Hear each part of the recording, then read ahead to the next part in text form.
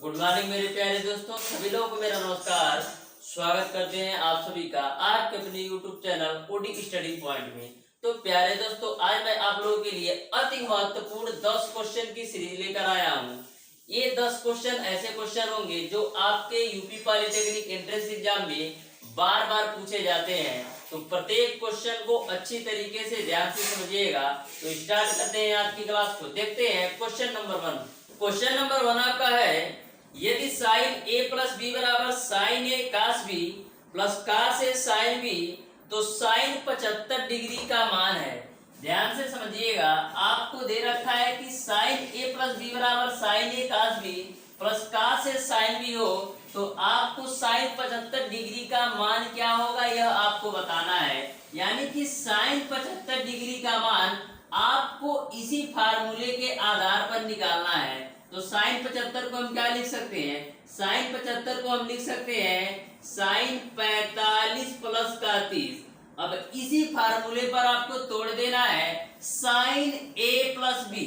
तो साइन ए plus B क्या होता है? साइन ए कास बी प्लस कास ए साइन बी। तो हो जाएगा साइन ए यानी कि साइन 45 कास बी यानी कि कास 30 प्लस का कास ए साइन बी यानी कि आपका होगा कास 45 और साइन 30 डिग्री। मैंने क्या किया, साइन ए प्लस बी के फार्मूले पर इसको खोल दिया, जहां पर ए का मान है 45 डिग्री और बी का मान है 30 डिग्री। तो साइन ए कास बी प्लस कास ए साइन बी। अब सारी वैल्यू रख दीजिए। साइन 45 डिग्री का मान 1/2 गुणे कास 30 अंश का मान कड़ी में 3/2 प्लस कास 45 डिग्री का मान 1/2 गुणे साइन 30 अंश का मान 1/2। इसी को हल कर लेना है। तो यहाँ से आपको मिलेगा कड़ी में 3/2 कड़ी में 2 प्लस यहाँ से आपको मिलेगा 1/2 कड़ी में 2। इसको आप हल करेंगे तो आपको मिलेगा कड़ी में 3 धर्मन डिवाइडेड बाय 2 करड़ी में 2।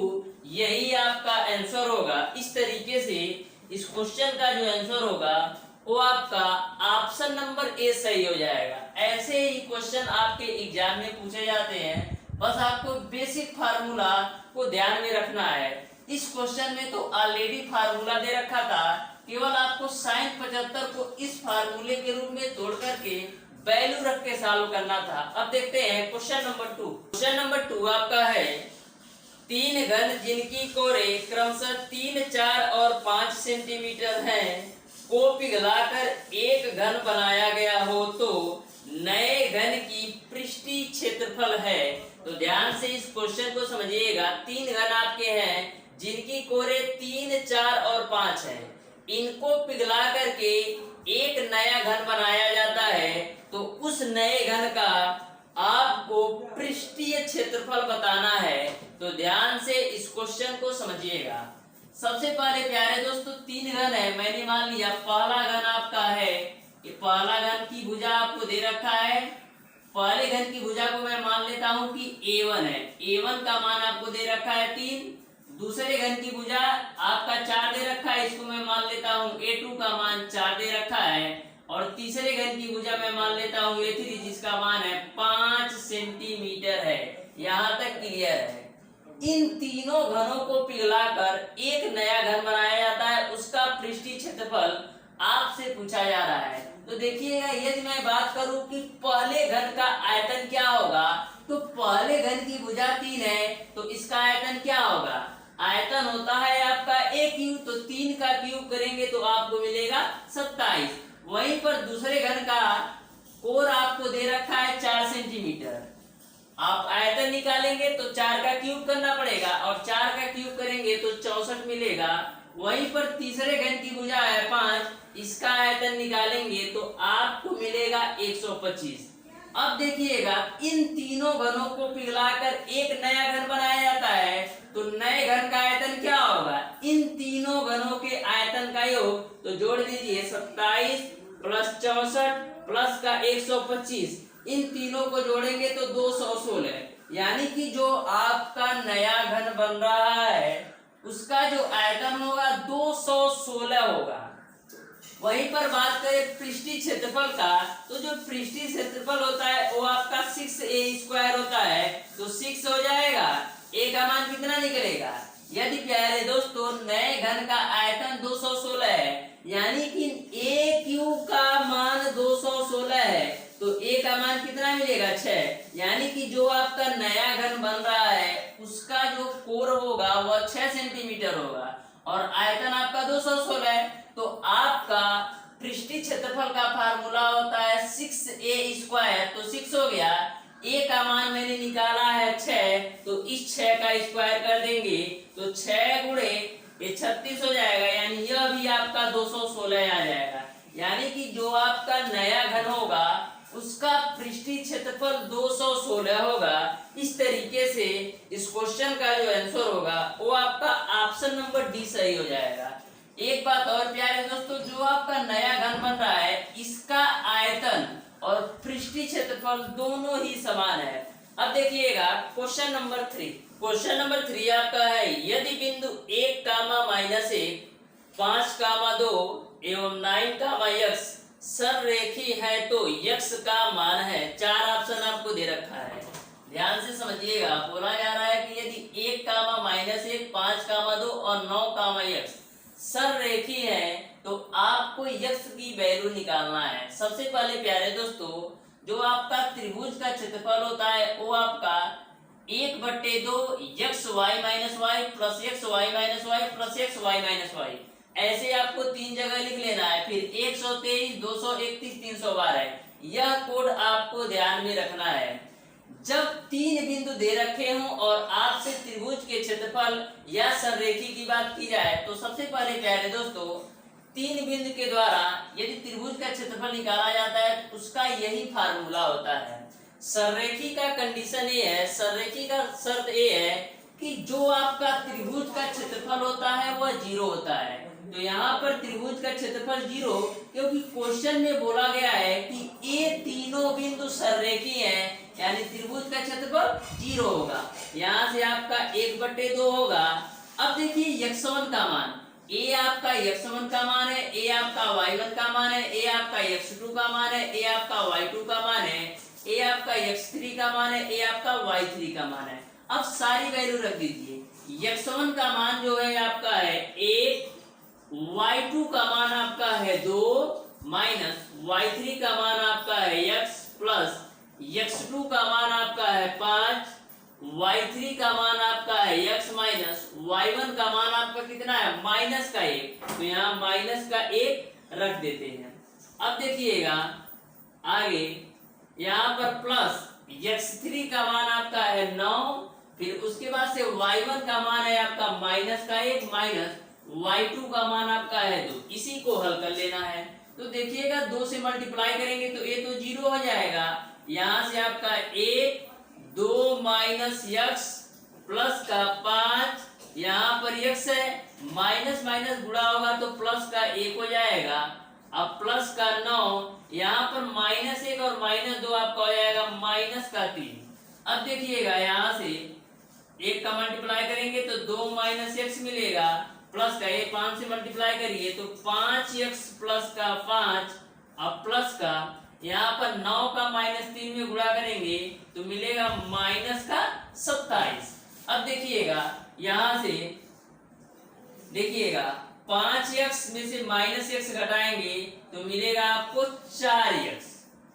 उसके बाद से -27 में से 5 और 2 7 घटाएंगे, -27 में से 5 और 2 7 घटाएंगे तो माइनस का आपको 20 मिल जाएगा। अब देखिएगा 4x - 20 बराबर 0 है, 4x माइनस का 20 बराबर 0 है, तो यहाँ से आपका 4x बराबर 20 होगा। तो x की वैल्यू निकालेंगे तो क्या होगा 20/4, यानी x की वैल्यू आपकी आ जाएगी 5। यही आपका आंसर होगा। इस तरीके से इस क्वेश्चन का जो आंसर होगा वो आपका ऑप्शन नंबर डी सही हो जाएगा। अब देखिएगा क्वेश्चन नंबर 4।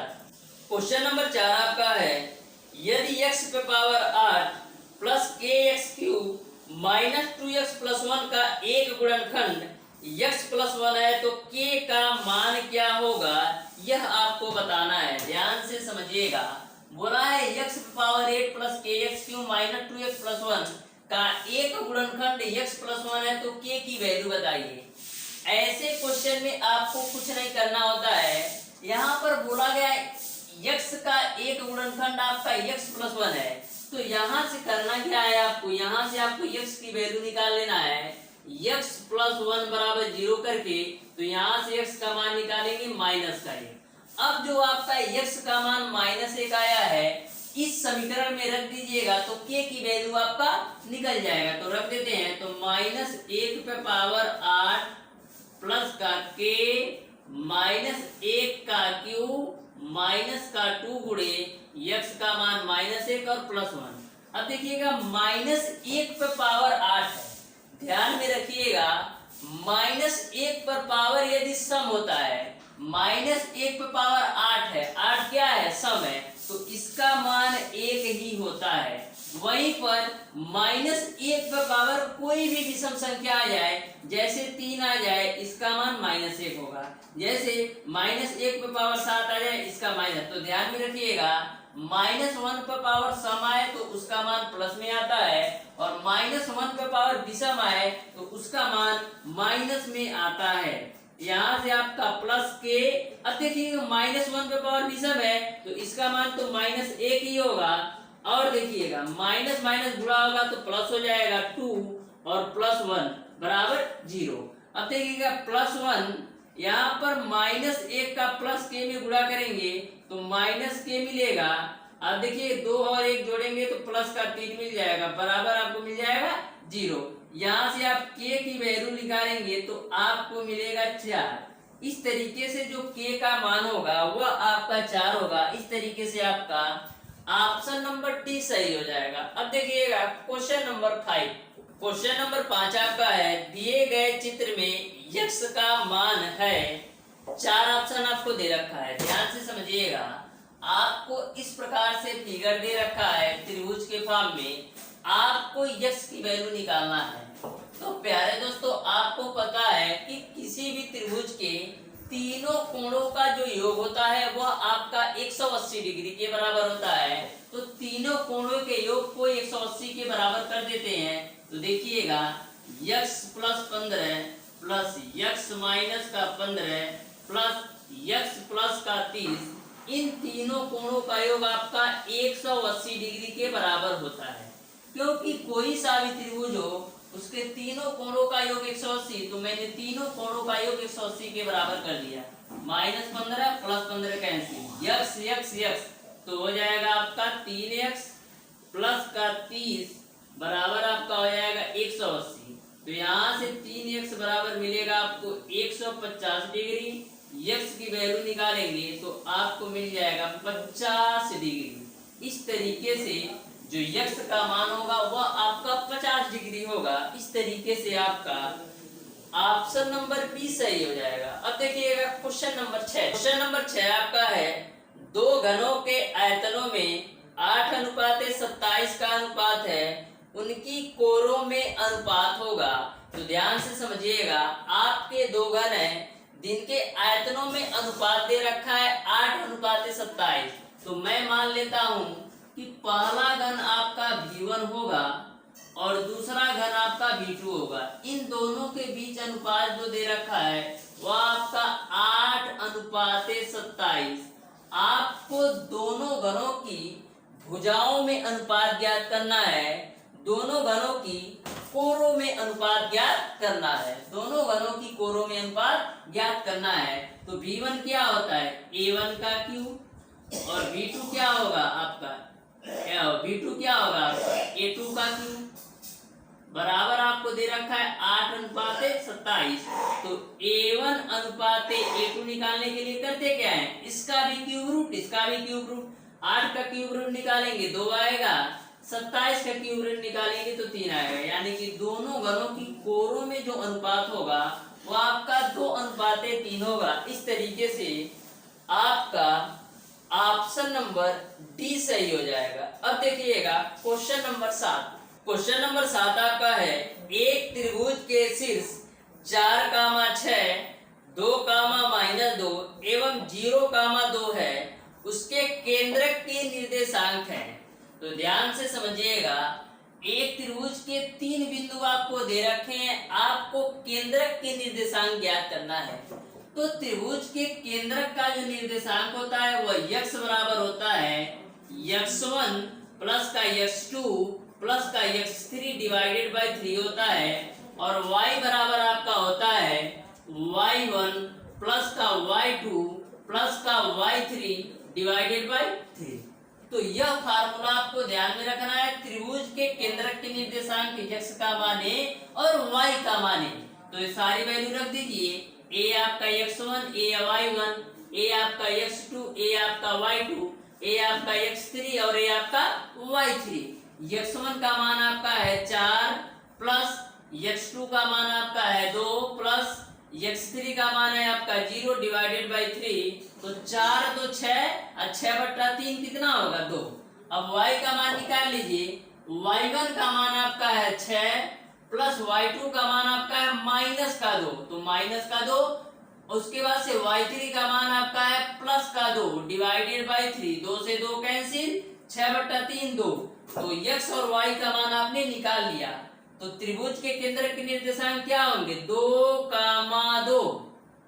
x का मान भी 2 और y का भी मान 2। तो इस तरीके से त्रिभुज के केंद्र का निर्देशांक 2, इस तरीके से आपका ऑप्शन नंबर सी सही हो जाएगा। अब देखिएगा क्वेश्चन नंबर 8। क्वेश्चन नंबर 8 आपका है k के किस मान के लिए m-2 व्यंजक m² - 5m+k का गुणनखंड है। तो ध्यान से समझिएगा, आपको बताना है k के किस मान के लिए m² - 5m+k m-2 का एक गुणनखंड है। तो इसमें भी आपको कुछ नहीं करना है, यहाँ से आपको m की वैल्यू निकालना है। तो m-2 बराबर 0, यानी m का मान आपने निकाल लिया 2। अब यही m का मान यहाँ पर रख देना है, तो रख देते हैं। तो 2 का स्क्वायर माइनस का 5 गुणे 2 अब प्लस k बराबर 0। तो यहाँ से 2 का स्क्वायर 4 माइनस 10 प्लस k बराबर 0। तो यहाँ से आप k का मान निकालेंगे तो 6 आ जाएगा, यानी कि जो k की वैल्यू आएगी वह आपका 6 होगा। इस तरीके से आपका ऑप्शन नंबर बी सही हो जाएगा। अब देखिएगा क्वेश्चन नंबर 9।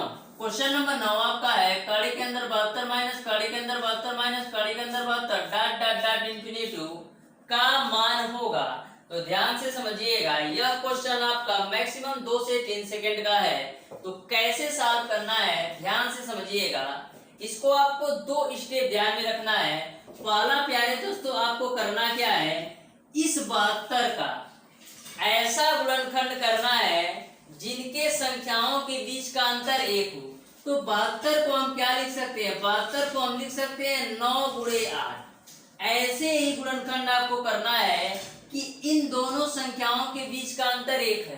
तो मैंने 72 को 9 गुणे 8 लिख दिया, तो 9 का 8 में गुणा करेंगे 72 भी होगा, और 9 और 8 इन दोनों के बीच का अंतर देखेंगे तो 1 आएगा। ध्यान से समझिएगा, आपको 72 का ऐसे गुणनखंड करना है कि इन दोनों संख्याओं के बीच का अंतर 1 हो। तो 72 को मैंने 9 गुणे 8 लिख दिया। अब देखिएगा 9 × 72 भी होगा, और 9 और 8 के बीच का अंतर भी 1 होगा। अब देखिएगा दूसरा कंडीशन आपका ये है प्यारे दोस्तों, यदि क्वेश्चन के बीच बीच में माइनस है तो जो क्वेश्चन का आंसर होगा वो आपका छोटी वाली संख्या होगा। 9 और 8 में छोटा क्या है 8, यानी इस क्वेश्चन का जो आंसर होगा वो आपका 8 सही हो जाएगा। इस तरीके से इस क्वेश्चन का जो आंसर होगा वो आपका ऑप्शन नंबर ए सही हो जाएगा। एक बात और प्यारे दोस्तों समझ लीजिएगा, यहाँ पर माइनस आया तो इन दोनों संख्याओं में जो छोटी संख्या थी वह आपका आंसर हो गया। लेकिन यहीं पर यदि बीच बीच में प्लस आता तो करना आपको कुछ नहीं है, इन दोनों संख्याओं में जो बड़ी संख्या होगी वह आपका आंसर होगा। तो बीच में प्लस है तो बड़ी संख्या क्या है आपका 9, यानी कि इसका आंसर आपका 9 हो जाता। तो ध्यान में रखिएगा, आपको ऐसे फैक्टर करना है कि उन दोनों संख्याओं के बीच का अंतर 1 हो, यदि बीच बीच में माइनस है तो छोटी वाली संख्या आंसर होगी, और बीच बीच में प्लस है तो बड़ी वाली संख्या होगी। एक क्वेश्चन में और आपको बताता हूं, इसी माध्यम से इसी क्वेश्चन के बेसिस पर ध्यान से समझिएगा। जैसे यदि लिख दिया जाए, ऐसे आपका क्वेश्चन रहे 110 प्लस का कड़ी के अंदर 110 प्लस का कड़ी के अंदर 110 plus dot dot dot infinity. आपसे पूछा जाए इसका मान क्या होगा, तो करना क्या है आपको, 110 का ऐसे गुणनखंड करना है कि उन दोनों संख्याओं के बीच का अंतर 1 हो। तो 110 को हम क्या लिख सकते हैं, हम लिख सकते हैं 10 गुणे का 11। अब आप क्वेश्चन में देख रहे हैं कि बीच बीच में प्लस है, तो कौन सी संख्या आपकी आंसर होगी, तो इसमें से आपकी बड़ी वाली संख्या आंसर हो जाएगी, क्योंकि बीच बीच में प्लस है। यहीं पर यदि बीच बीच में माइनस होता, बीच बीच में माइनस होता तो आपका आंसर क्या होता, इन दोनों संख्याओं में जो छोटी संख्या होती, तो छोटी संख्या आपका 10 है, तो ये आपका आंसर होता। तो ध्यान में रखिएगा, सबसे पहले आपको गुणनखंड करना है कि इन दोनों संख्याओं के बीच का अंतर 1 हो। तो 110 को मैंने 11 गुणे 10 लिख दिया, 11 गुणे 10 करेंगे 110 भी होगा, और 11 और 10 के बीच का अंतर भी 1 होगा, यानी दोनों कंडीशन सेटिस्फाई हो रहे हैं। यदि बीच बीच में माइनस आए तो छोटी वाली संख्या आंसर, यदि बीच बीच में प्लस आए तो बड़ी वाली संख्या आंसर होगा। अब देखिएगा क्वेश्चन नंबर 10। क्वेश्चन नंबर 10 आपका है sine a plus B into sine a minus B का मान बराबर है। तो यह तो मैंने आपको चैप्टर नंबर 29 के फार्मूले में ही बताया था कि जो आपका sine a plus B into sine a minus B का मान होता है वह आपका साइन स्क्वायर a माइनस का साइन स्क्वायर b के बराबर होगा। तो इस तरीके से इस क्वेश्चन का आंसर होगा वो आपका ऑप्शन नंबर बी सही हो जाएगा। इस तरीके से प्यारे दोस्तों, आज की क्लास में मैंने आपको अति महत्वपूर्ण 10 क्वेश्चन को सॉल्व कराया। ये ऐसे क्वेश्चन हैं जो आपके यूपी पॉलिटेक्निक एंट्रेंस एग्जाम में बार बार पूछे जाते हैं, तो प्रत्येक क्वेश्चन को ध्यान से जरूर समझिएगा। तो प्यारे दोस्तों, आज की क्लास में इतना रखते हैं। यदि वीडियो पसंद आया हो तो ज्यादा से ज्यादा लाइक कीजिएगा, अपने दोस्तों में शेयर कीजिएगा, और जिन लोगों ने अभी तक हमारे चैनल ओडी स्टडी पॉइंट को सब्सक्राइब नहीं किया, सब्सक्राइब कर लें। बेल आइकन दबाना बिल्कुल मत भूलिएगा, जिससे हमारी लेटेस्ट आने वाली वीडियो आपको मिलती रहे सबसे पहले।